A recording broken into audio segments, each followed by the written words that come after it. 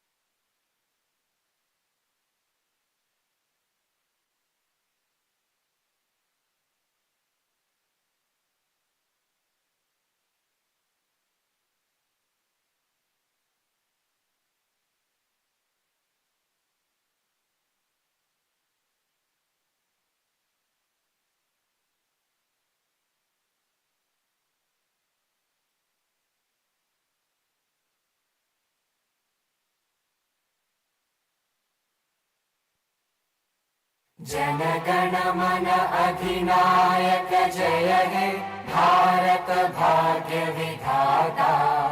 Punjab Sindh Gujarat Maratha Dravida Utkal Banga. Vindhya Himachal Yamuna Ganga Ujjal जलधि Tharanga.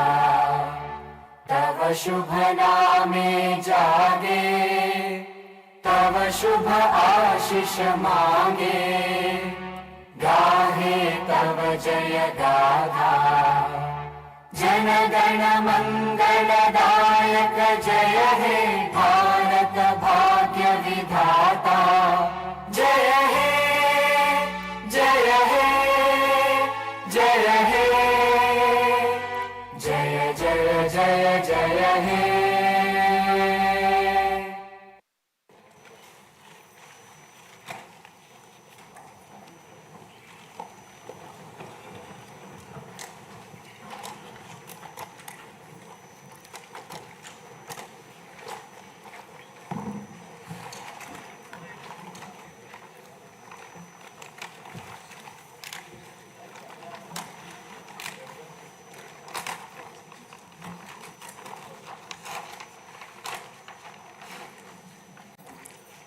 Honorable Chairman, Andhra Pradesh State Legislative Council, Honorable Speaker, Andhra Pradesh State Legislative Assembly, Honorable Members of the State Legislature, I am immensely pleased to welcome and congratulate the newly elected Honorable Members of the State Legislative Assembly and members of the Legislative Council to this joint session of the State Legislature being convened for the first time after the general elections 2024. I would like to take this opportunity to commend the Andhra people's active participation in the electoral process. Their inspiration for change has been unambiguous. Now the responsibility of fulfilling their aspirations lies with all of you.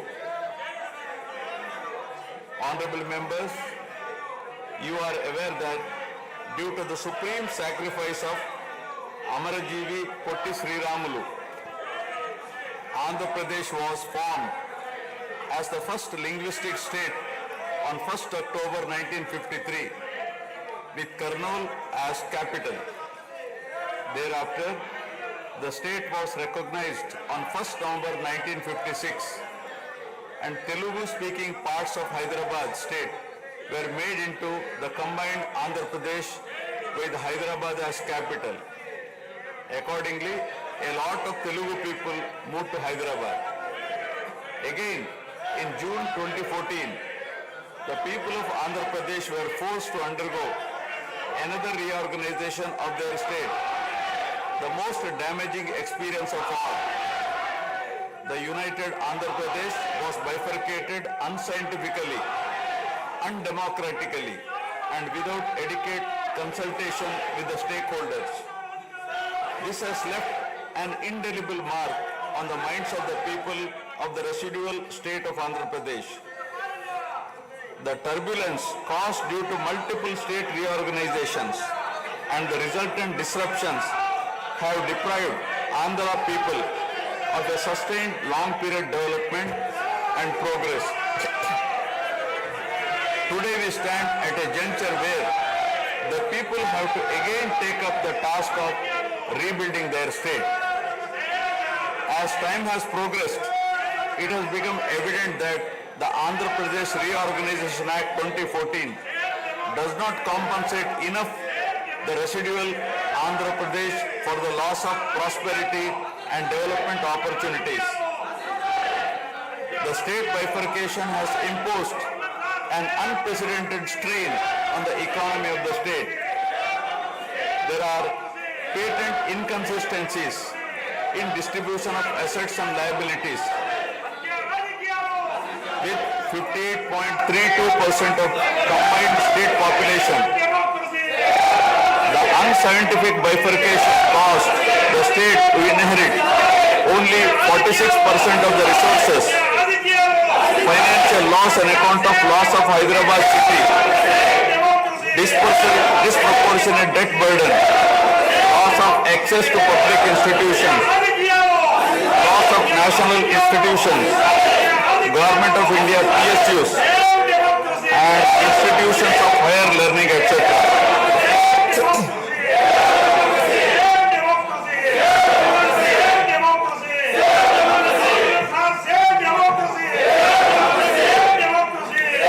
One can see that scientific criteria for apportionment were not adopted, while the residual state inherited huge revenue deficit. Debt was shared on population basis, assets on location basis, power sharing on consumption basis, and worst of all, educational institutions with no basis. All these factors led to the structural change in economy with reduction of service sectors from 51% to 44%. The per capita income too fell from 1,06,176 for the combined state to rupees 93,121 for AP. Notwithstanding the adverse impact of the state bifurcation and undaunted by challenges such as budgetary constraints, infrastructural deficiencies and unresolved issues, the government converted every crisis into an opportunity during the period 2014 to 19. The government had laid a solid foundation for a vibrant, sunrise Andhra Pradesh. The then government focused on the inherent strengths of the successor state of Andhra Pradesh, its 974-kilometer coastline, providing opportunities for port-led development and requisite environment for manufacturing activities.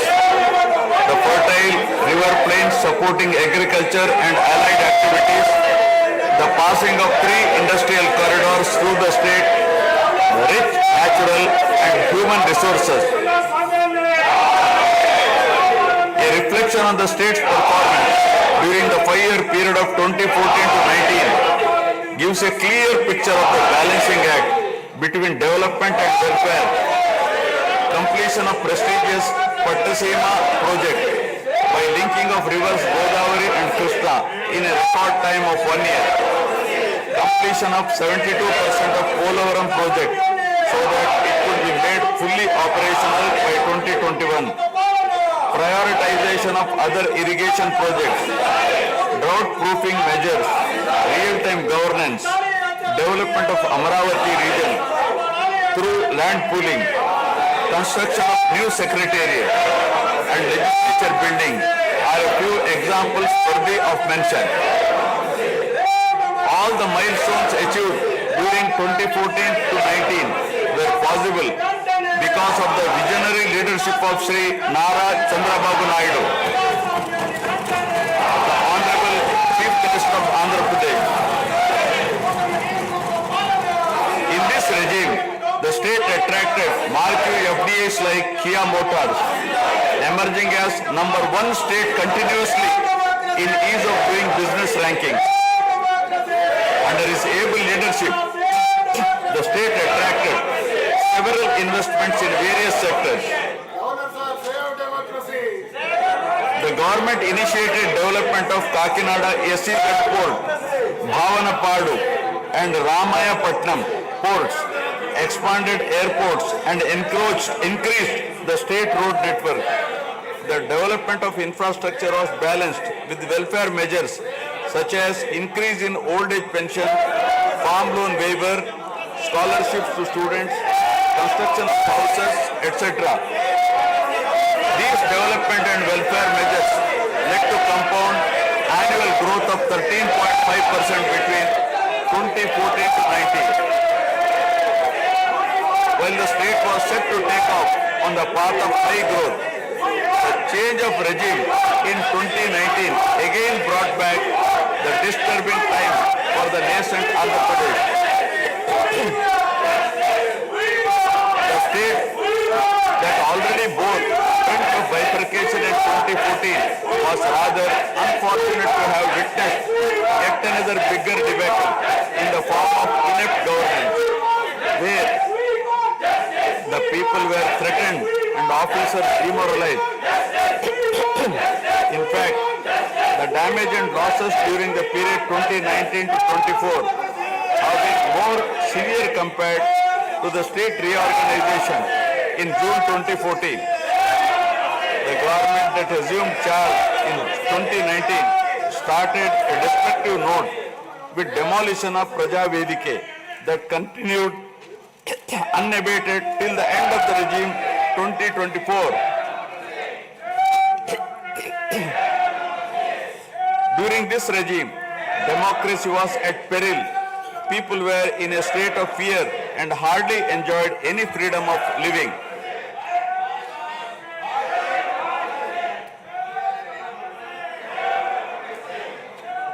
The regime revenge politics had severely hampered the state's prospects for prosperity and growth. Even the Honorable High Court of Andhra Pradesh had sought to convene a judicial inquiry into whether there is a constitutional breakdown in the state. The biggest damage was done to the brand AP. No noteworthy companies came forward to invest in the state. The corrupt practices at all levels, coupled with weaponization of instruments of governance across revenue earning departments for personal gains, sabotaging of checks and balances made several state institutions and private companies defunct and forced the existing enthusiastic investors and entrepreneurs to move out of Andhra Pradesh to other states. The uncertain environment which rocked the confidence of the people in general and investors in particular started showing impact on the state finances, leaving them in a mess. Fiscal prudence was abandoned. Expenditure was beyond means in spite of limited revenue growth, and debt and liabilities rose sharply. Financial management is manifested by diversion of funds, higher taxation despite high inflation, increase in power sector liabilities, neglect of capital expenditure which eventually resulted in slowing down of the economy. The enormous gap in resources was sought to be met repeatedly by borrowings through corporations and forcing them to spend on government expenditure, and in the process weakening the corporations.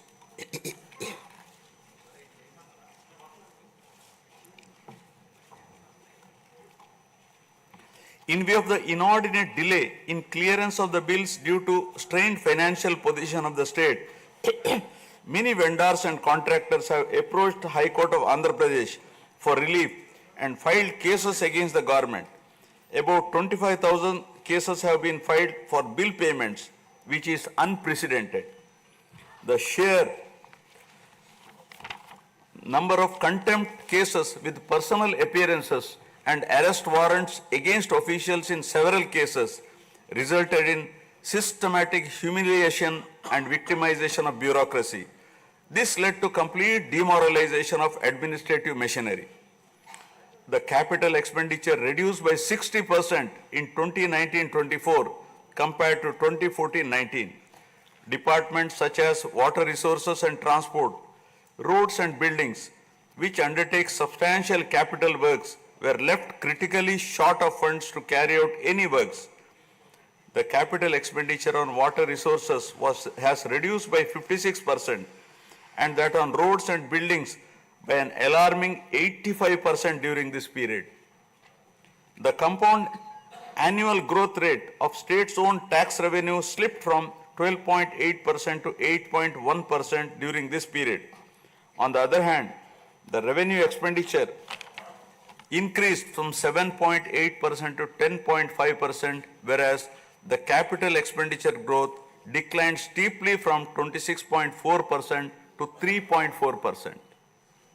Lower share of capital expenditure to public debt occurred during the period 2019 to 24 is a clear indicator that the government met revenue expenditure also through borrowed funds.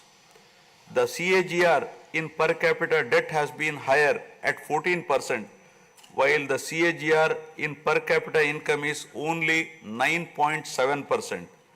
This reflects the fiscal profligacy of the previous regime as no capital formation took place. The Amaravathi capital region, envisioned as the focal point of growth for the nascent state of Andhra Pradesh, was totally destroyed. With an attempt to scrap the Amaravathi dream, the government confused the people with its malicious three capital cities idea under the guise of decentralized governance. During the period 2019-24, no irrigation project, no industries, no infrastructure relating to roads, buildings, hospitals, drinking water was taken up. Cancellation of MOUs in energy sector and other infrastructure projects further demonstrated the negative attitude of the government. Such disastrous decisions, unmindful of consequences, have led to unrest among the youth and job aspirants. Prevalence of uncertain environment has eventually led the youth towards addiction of illegal substances, causing a drug menace. The mental unrest and agony were not limited to the geographical boundaries of the state. The Telugu speaking people all around the world were upset and demoralized by the uninspiring deeds of the government.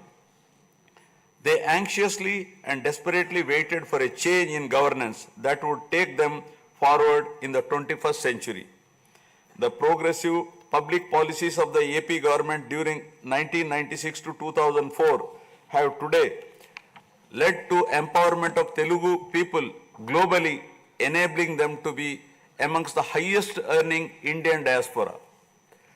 The condemnation of demolition approach of the previous government by the people of the state, NRIs and other supporters, culminated in a change in government. A huge and historic mandate has been given to the NDA, hitting an unprecedented 93% strike rate, thus reaffirming faith in democracy.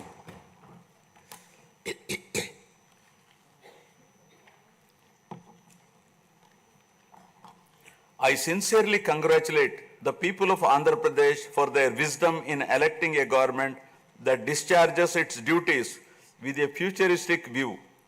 Hordes of Andhra people had come from various regions to be part of this historic mandate in favor of future of Andhra Pradesh.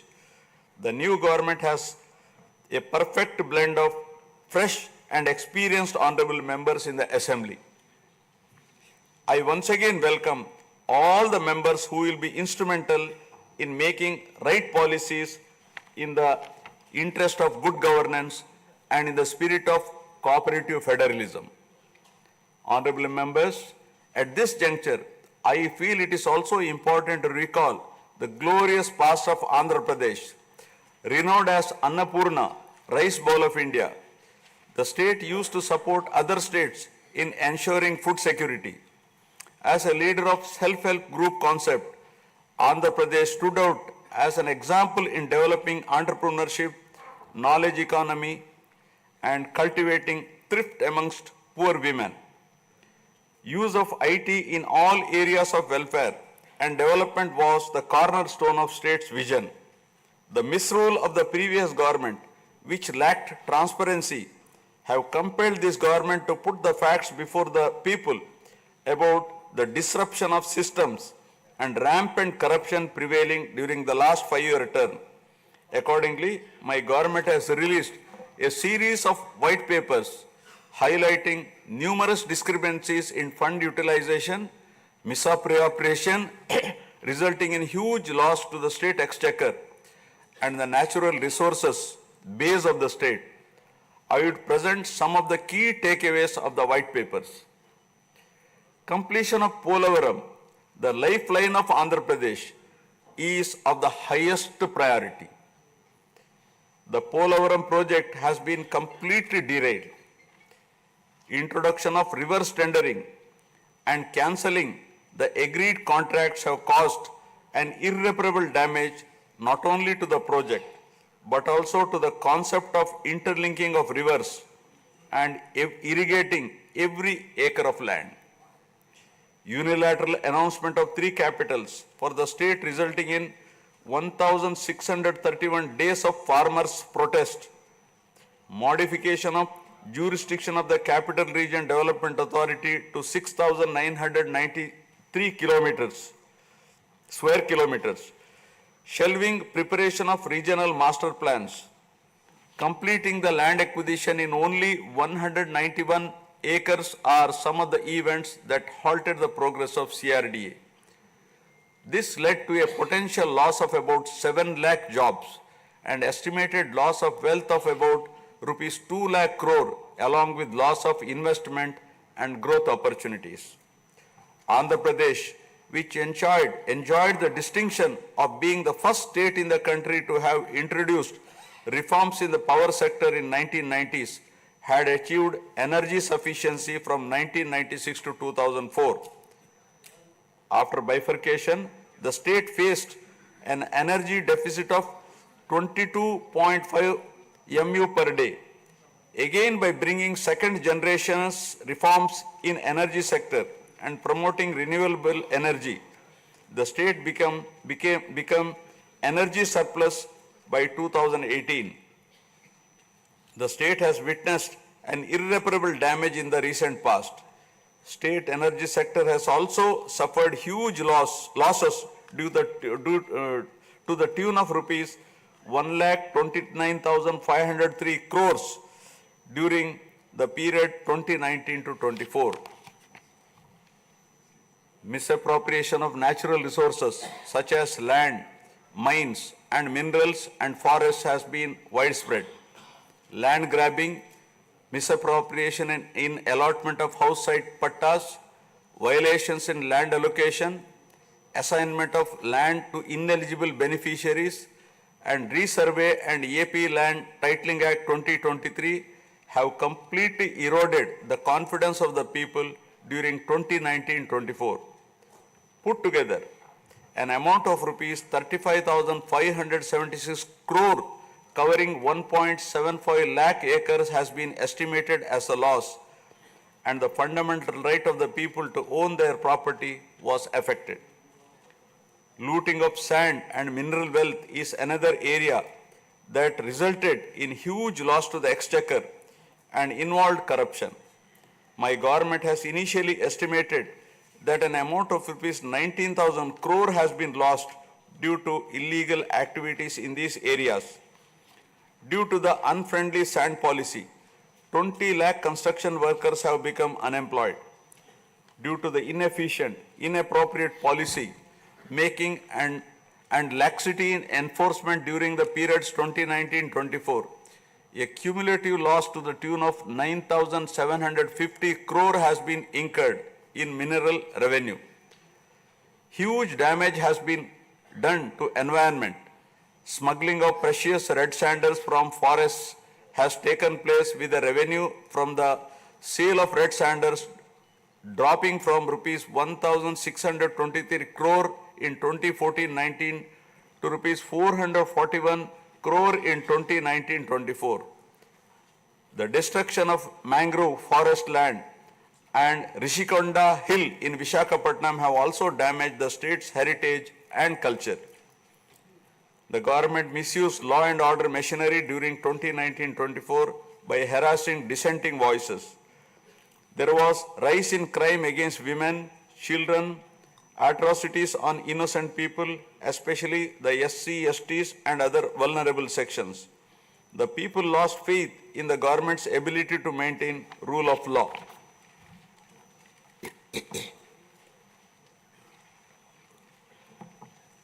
The previous government also made a mockery of the excise revenue streams of the state.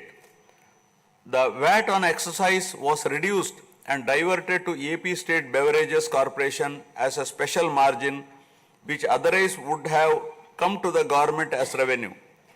The government levied the additional retail excise tax on the issue price of liquor sold by APSBCL and escrowed the same for repayment of loans taken by APSDC.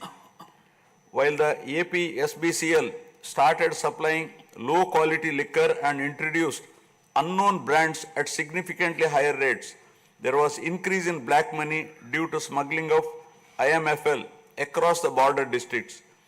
These policy practices have caused irreparable damage to the excise revenue streams of the state.